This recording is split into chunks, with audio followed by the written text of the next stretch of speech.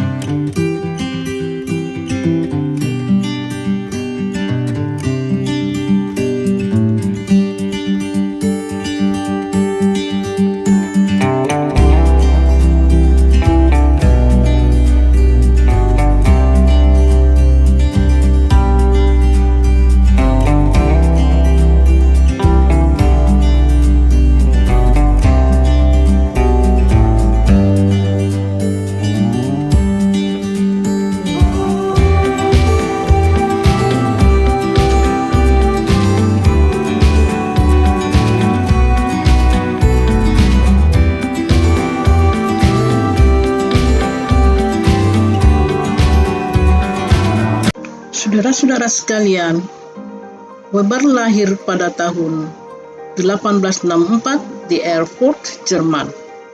Weber tumbuh di lingkungan bourgeois. Ayah Weber merupakan anggota dewan kota sekaligus politisi yang cukup terkenal. Sejak remaja, Weber sudah menunjukkan ketertarikannya terhadap dunia akademis. Weber mempelajari ilmu ekonomi, hukum, serta filsafat di Universitas Heidelberg, Berlin, dan Göttingen.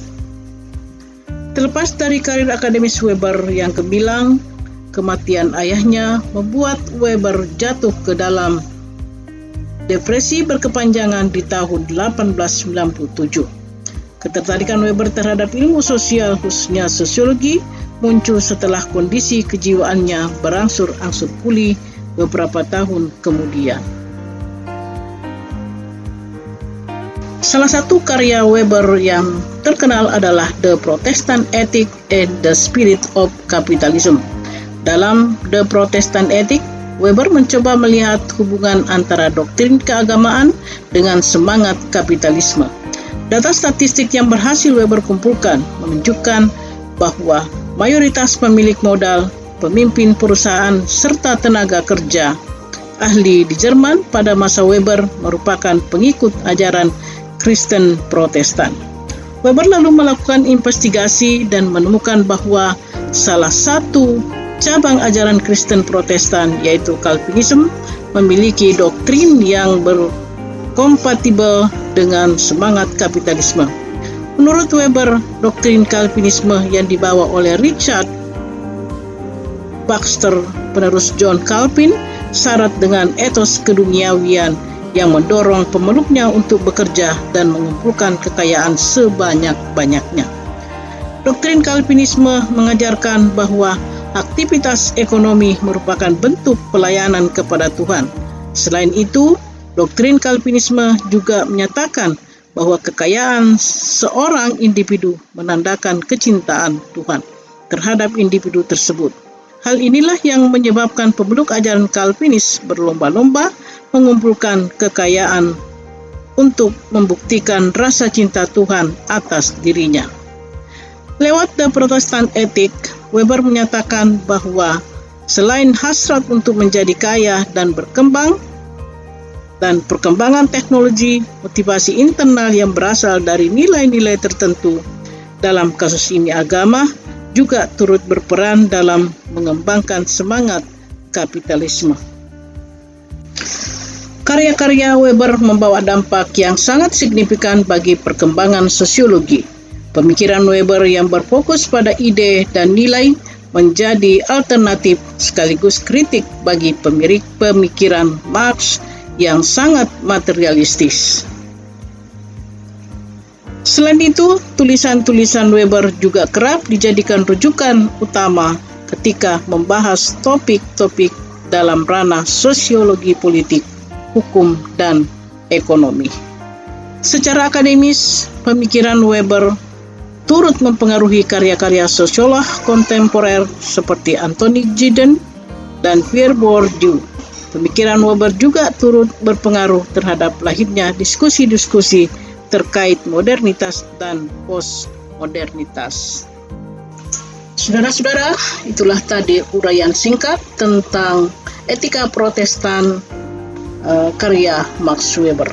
Berikut ini kita akan membahas tentang tindakan yang sosial sampaikan Weber. Pada pendahuluan tadi bahwa pada video kali ini selain membahas tentang etika Protestan sebagai spirit of capitalism, pada video ini juga kita akan membahas tentang tindakan sosial Max Weber.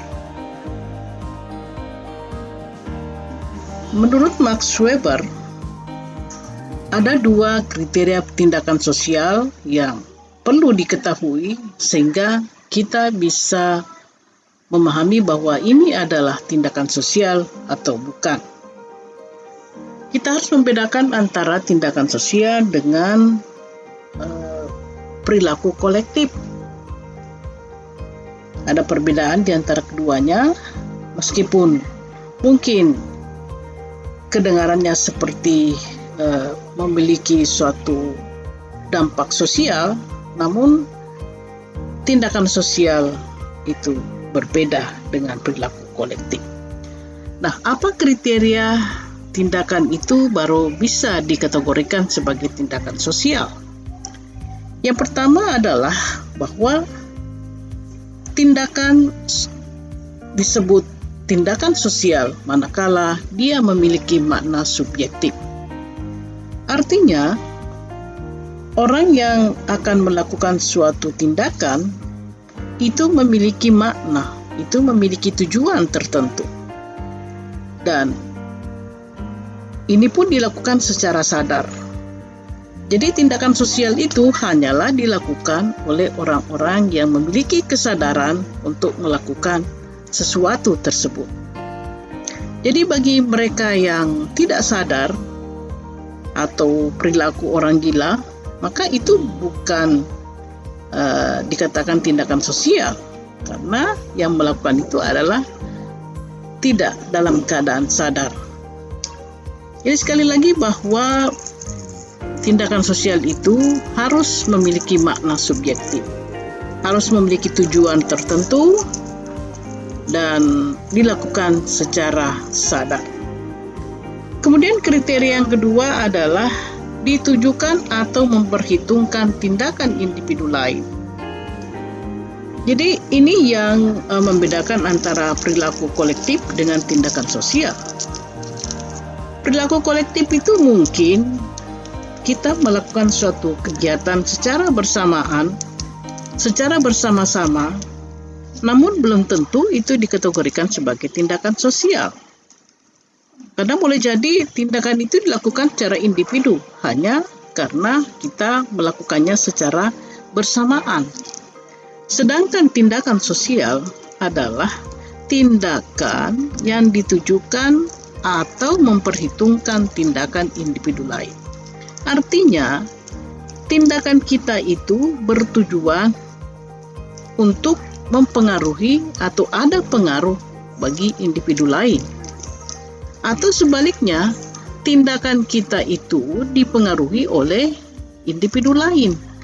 Kita melakukan sesuatu itu karena ada individu lain yang menyebabkan kita melakukan tindakan tersebut. Atau kita melakukan tindakan tersebut karena untuk mempengaruhi orang lain atau nanti akan berdampak pada individu lain.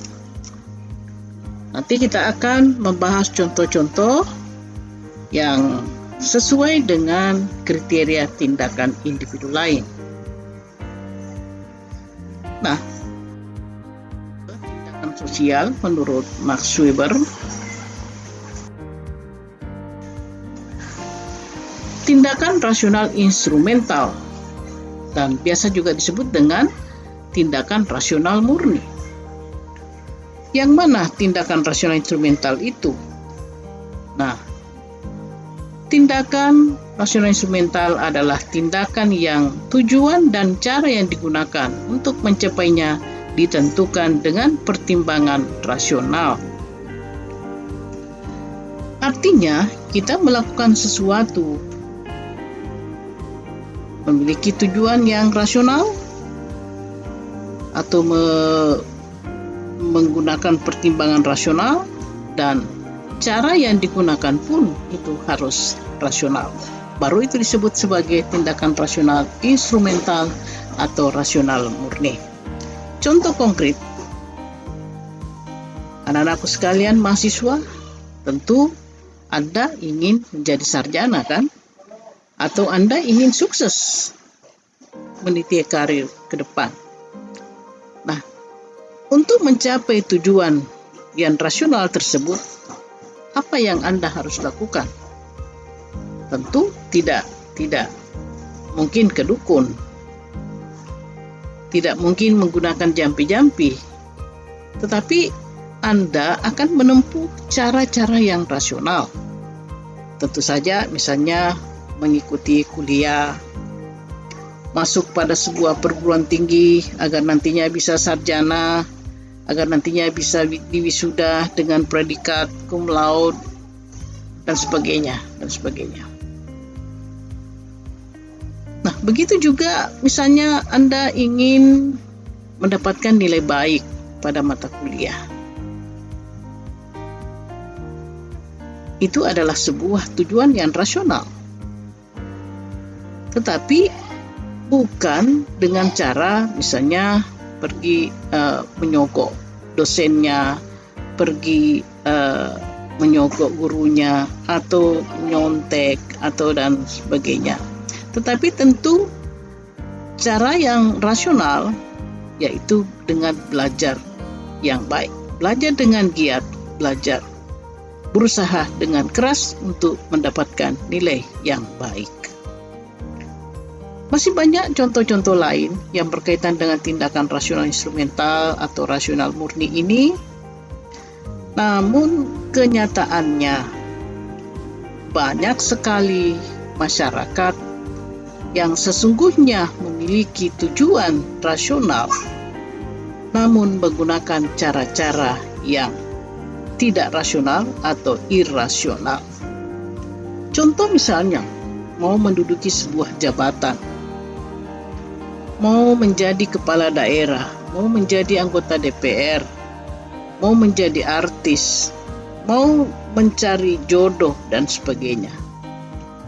Bukannya berusaha dengan menggunakan cara-cara yang rasional, melainkan banyak yang menempuh cara yang irasional atau non-rasional. Misalnya ke dukun, minta jampi-jampi, minta di terawang, minta di macam-macam. Dan semua itu adalah cara-cara non-rasional atau irasional menurut Max Weber. Tapi atau sementara tujuannya adalah rasional. Nah, ini yang justru banyak di tengah-tengah masyarakat, tetapi Max Weber tidak membahas itu, melainkan yang dia tunjukkan adalah tipe tindakan itu adalah rasional instrumental dan atau biasa disebut dengan rasional murni, di mana tujuan dan cara yang digunakan untuk mencapai tersebut adalah dengan pertimbangan rasional.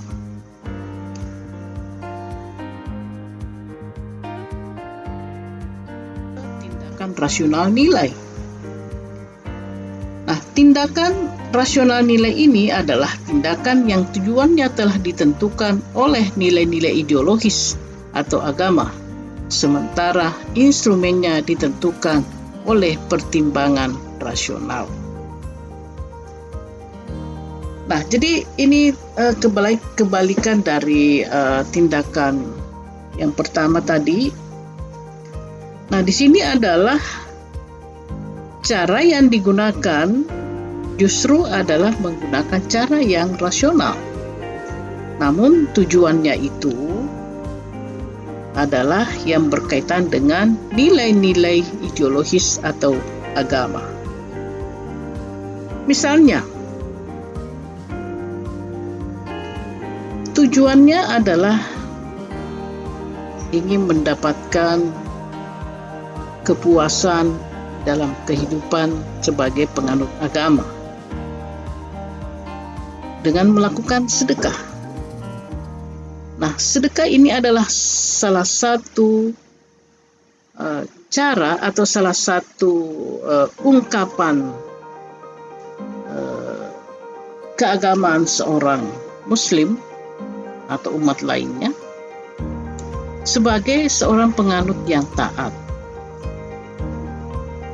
Nah, itu tujuannya tiada lain adalah ingin mendapat ridha Allah atau ridha ilahi dengan melakukan sedekah. Nah, untuk melakukan sedekah ini biasanya menggunakan cara-cara yang rasional. Mungkin mengelola sedekah itu dengan baik, dengan perhitungan-perhitungan dan lain sebagainya. Banyak contoh nanti akan saya tugaskan pada saudara-saudara yang kebetulan mengambil mata kuliah ini tentang contoh-contoh lain daripada tindakan rasional nilai.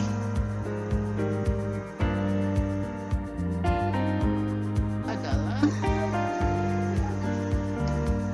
tindakan tradisional.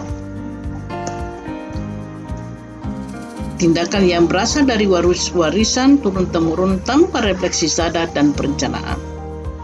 Nah, tipe tindakan ini adalah di mana seseorang atau masyarakat melakukan tindakan bukan karena adanya refleksi sadar atau perencanaan, melainkan memang tindakan ini sudah menjadi tradisi turun-temurun dari generasi ke generasi. Misalnya melakukan upacara-upacara adat, seperti contoh yang di video itu adalah misalnya upacara adat yang dilakukan oleh suku Tengger di kawasan Gunung Bromo yang disebut dengan upacara Kasada.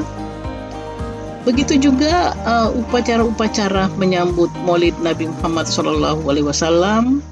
Ini setiap daerah memiliki cara yang unik yang secara turun-temurun mereka sudah lakukan. Ya, contoh di video itu adalah peringatan Maulid Nabi Muhammad SAW di Banten. Nah, misalnya juga menggunakan pakaian adat pada saat pengantin.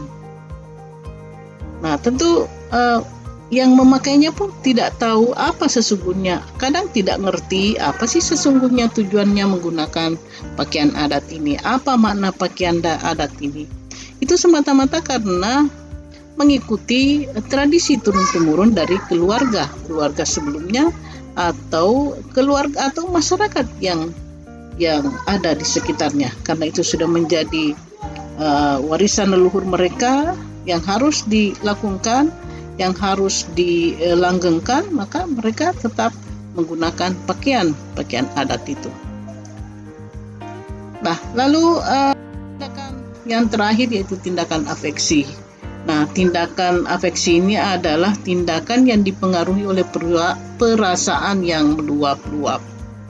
Mungkin itu perasaan sedih, lalu orang menangis, atau mungkin itu perasaan gembira lalu berteriak dengan senang, atau juga karena rasanya marah lalu dia dengan segala ekspresi dia mengungkapkan kemarahannya kepada siapapun yang ada di sekitarnya. Nah, tindakan afeksi ini tentu paling banyak kita lihat, paling banyak kita saksikan pada orang yang sedang jatuh cinta.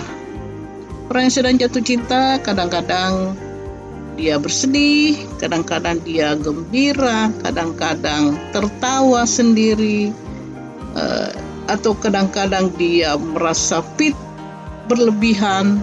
Itu karena dia sedang jatuh cinta. Nah, ini tindakan-tindakan tersebut itu dikategorikan oleh Max Weber sebagai tindakan afeksi. Baiklah, saudara-saudara sekalian, kita garis bawahi bahwa di dalam kehidupan sehari-hari kita, sebuah tindakan kerap merupakan gabungan dari beberapa tindakan sekaligus.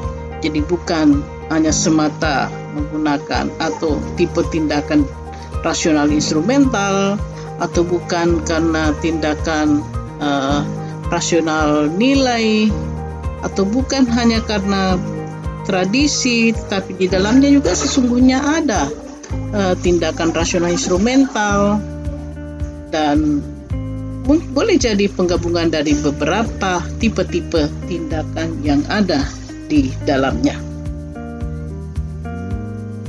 Baik, saudara-saudara sekalian, itulah tadi uraian singkat tentang tindakan sosial Max Weber. Nantikan uraian saya berikutnya tentang Karl Marx sebagai tokoh penting berdirinya sosiologi pada video berikutnya. Terima kasih atas perhatian Anda. Jangan lupa setelah menonton video ini, berikan like, komen, dan share sebanyak-banyaknya. Dan jangan lupa klik tombol subscribe-nya. Terima kasih atas perhatian Anda. Saya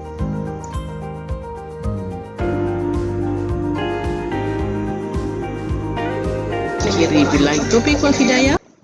Wassalamualaikum warahmatullahi wabarakatuh, dan tetap semangat.